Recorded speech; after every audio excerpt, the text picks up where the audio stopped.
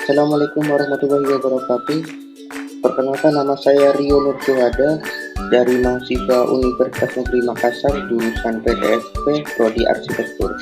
Nah, di sini kita akan menjelaskan bagaimana suasana parkiran di area Masjid Raya Makassar. Nah, suasana parkiran di area Masjid Raya Makassar alhamdulillah sudah ada sebagian yang teratur, walaupun ada sedikit yang belum teratur dan sudah sedikit rapi. Hanya masih sedikit yang datang di area parkiran, dikarenakan mungkin belum memasuki sholat seperti Idul Adha, Idul Fitri, dan sholat Jumat.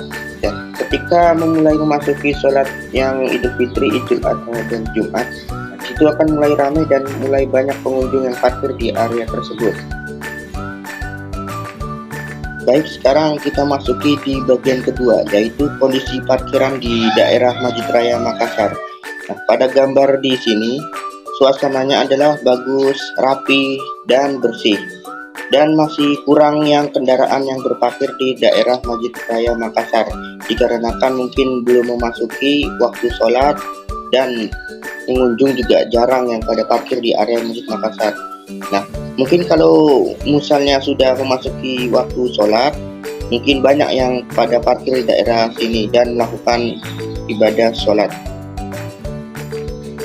Nah, sekarang kita memasuki di bagian ketiga, yaitu kondisi parkiran masih kurang teratur di area masjid.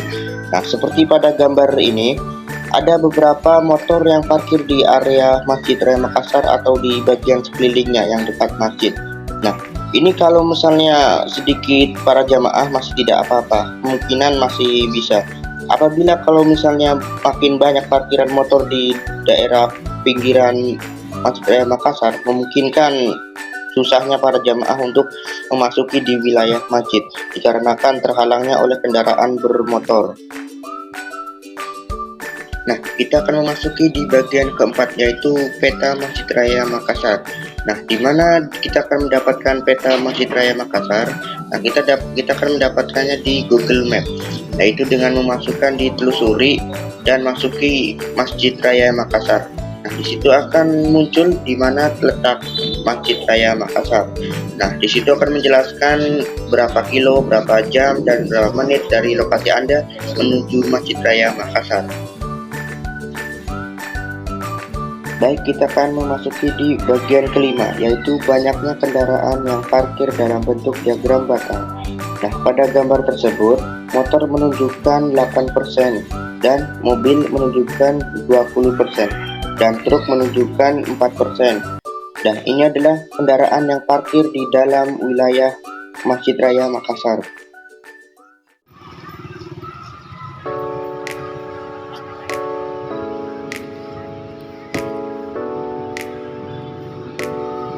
Ya, Assalamualaikum warahmatullahi wabarakatuh, Pak.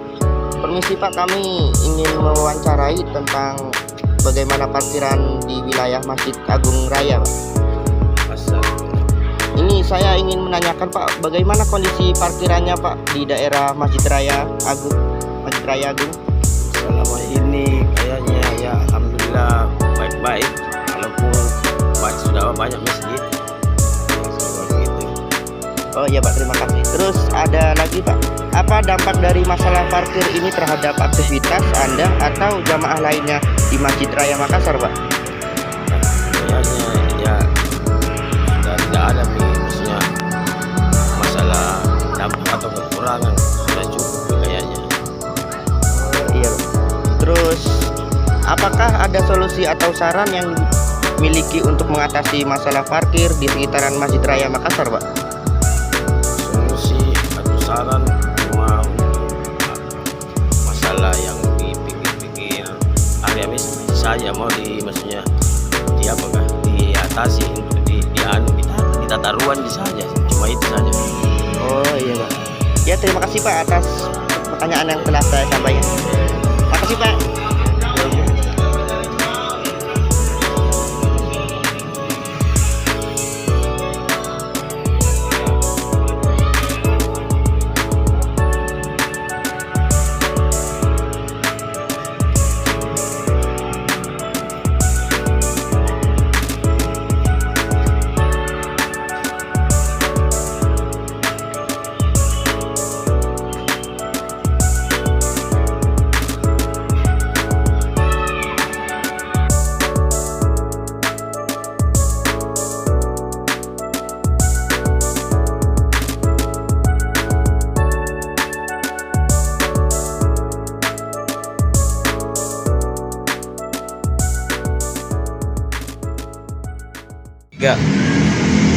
Assalamualaikum warahmatullahi wabarakatuh, Pak. Permisi, Pak. Mau tanya, Pak. Bagaimana kondisi parkirannya, Pak, di daerah Masjid Raya Makassar, Pak? Ya, alhamdulillah pada saat ini ya lumayan, alhamdulillah lumayan bagus.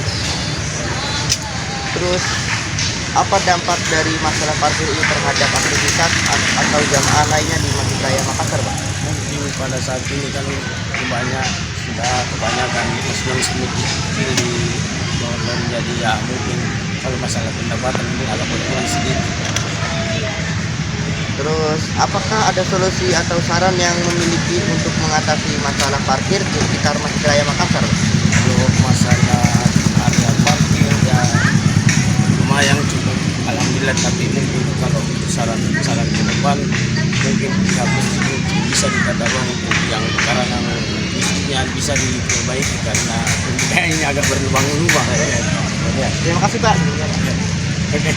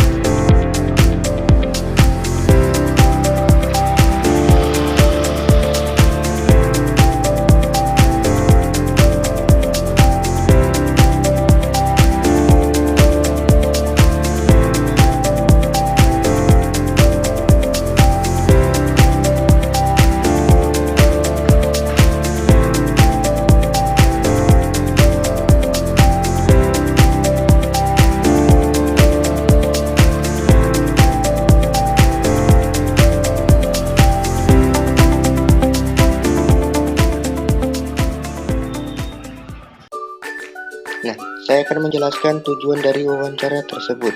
Tujuan dari wawancara adalah untuk mendapatkan informasi yang akurat dan tepat terhadap parkiran di wilayah sekitar Masjid Raya Makassar.